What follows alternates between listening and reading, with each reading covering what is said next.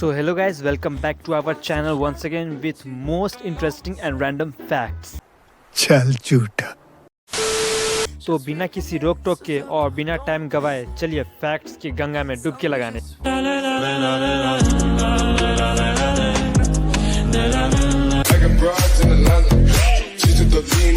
अभी के टाइम में आप दूसरे के सामान को टच भी नहीं करते और आपने गलती से टच कर भी लिया तो अपना हैंड को सैनिटाइज जरूर करते हैं।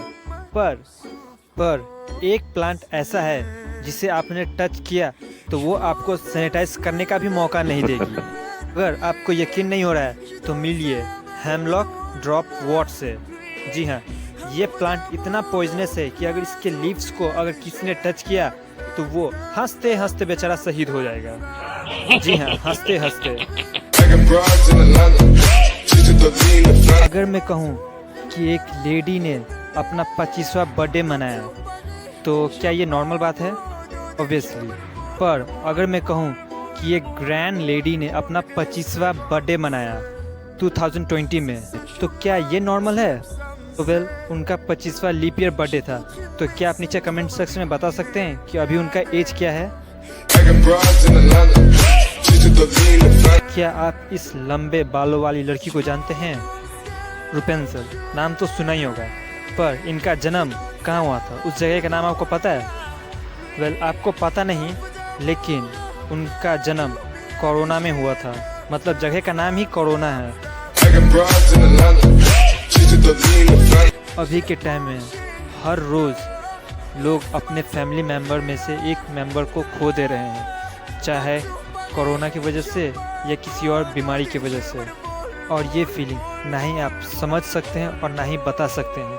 ये सिर्फ वही बता सकते हैं जिन पे ये गुजर चुकी है। ऐसे में ही एक पिता ने अपनी बेटी को खोया और अपने अंदर की फीलिंग को कुछ इस तरीके से बताया। अपने वाइफ के साथ स्टैचू बनाया, द स्टैचू ऑफ एम्प्टीनेस।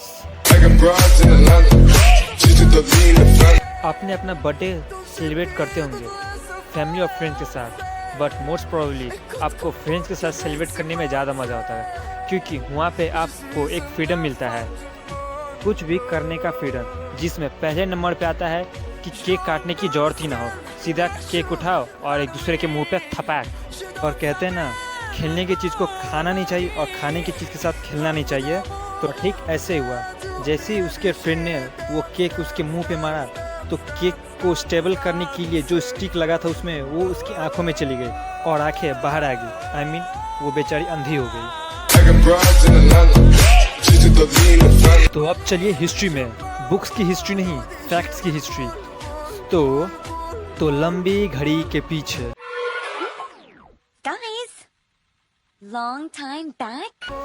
एक राजा हुआ करता था जिसका नाम था मिथरेड 6 और वो अपने इम्यून को स्ट्रॉन्ग बनाने के लिए डेली सांपों का थोड़ा थोड़ा जहर लिया करते थे अपने बॉडी में। और फिर जब वो किसी बैटल में गए तो वो रोमन की सेना से बुरी तरह से हार गए।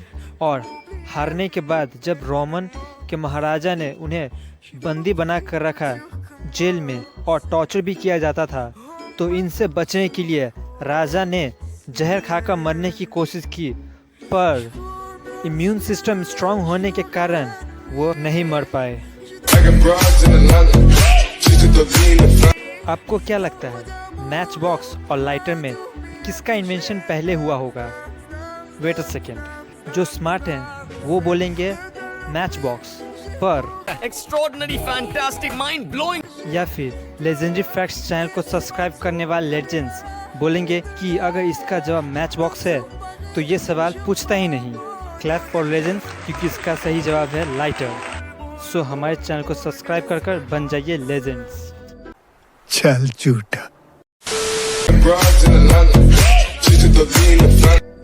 अब ये फैक्ट्स करंट अफेयर की तरफ है कि हाल ही में एक किसान को पोती हुई काफ़ी समय के बाद, और वो इससे इतना खुश हुआ कि अपनी सारी फसल बेचकर उन्होंने 5 लाख रुपए जमा किया और भाड़े पे हेलीकॉप्टर लिया, जिसमें वो अपनी बहू, पोती और बेटे को हेलीकॉप्टर से शेयर करवाया और अपने घर लेकर आया। और ये चीज़ सोशल मीडिया पे काफ़ी ज़्यादा वायरल हो गई।